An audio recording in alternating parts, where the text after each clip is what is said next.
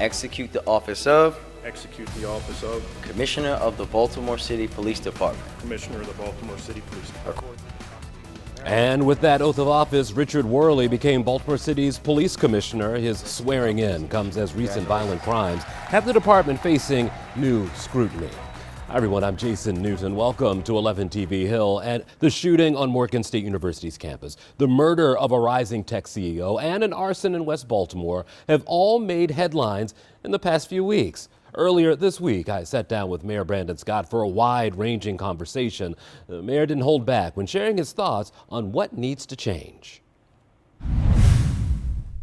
Tell me what you saw as you got in there that night and how they progressed forward throughout this weekend. Well, listen, it's unfortunate that we have another shooting on a campus, in this case, the national treasure, Morgan State University, of course, during homecoming week. But as we said that night, Morgan State police actually heard the shots and ran over. And this, I think it's critically important for folks to know that this shooting happened a couple feet away from two police stations, right? Morgan State's police station, which is right up the street on Argonne and Hillen, and the Northeast Police District right on Argonne Drive itself that sits on the campus of Morgan State University, shows that these folks don't care about whether police are there or not. And we want to thank all those brave law enforcement personnel and first responders who rushed to help out those young people. But it shows again that how basic human conflict, when you add in the proliferation of illegal handguns that are across not just the city of Baltimore, but across cities across this country, it's why we continue to have these events on campuses, schools, at churches, at grocery stores, over and over again, Jason. And as much as we having recovered over 2,100 illegal guns in Baltimore this year, a 10% increase over last year, and as much as we are continuing to push with having a double-digit reduction, almost 20% reduction in homicides and a 8% reduction in non-fatal shootings, it's still not enough because it can't just be handled at the local level. We need to deal with guns and illegal guns in a serious way at the national level, and it can't just be done by the president.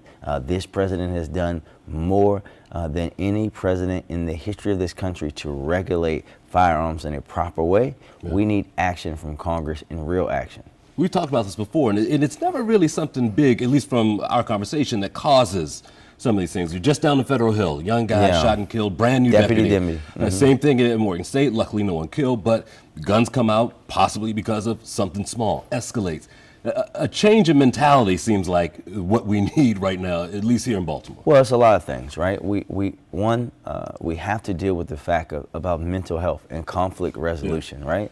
Even when I was in college, which it wasn't that long ago, something like a basic dispute at a bar would never end up in somebody being shot and killed, right? It wouldn't do that way. When you add in the mental state of many folks, especially after you're coming out of a pandemic, when you add in this culture, right, around guns and gun violence, and how it's so prevalent throughout, especially for these young people throughout their lives, from basically the time that they're born, right? All the part of that plays a part of the culture that has that, and we have to deal with every single aspect of it, from social media, from gun trafficking, manufacturers, people that pull the trigger.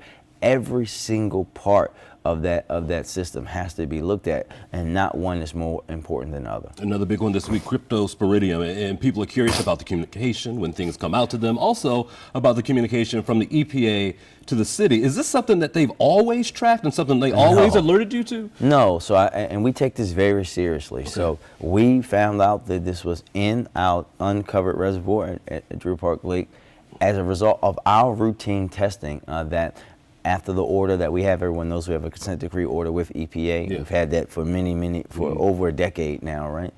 And we did the test. We then went back and with MDA, worked with MDA, MDE, and the health agencies to say what happened, because there was no playbook for this.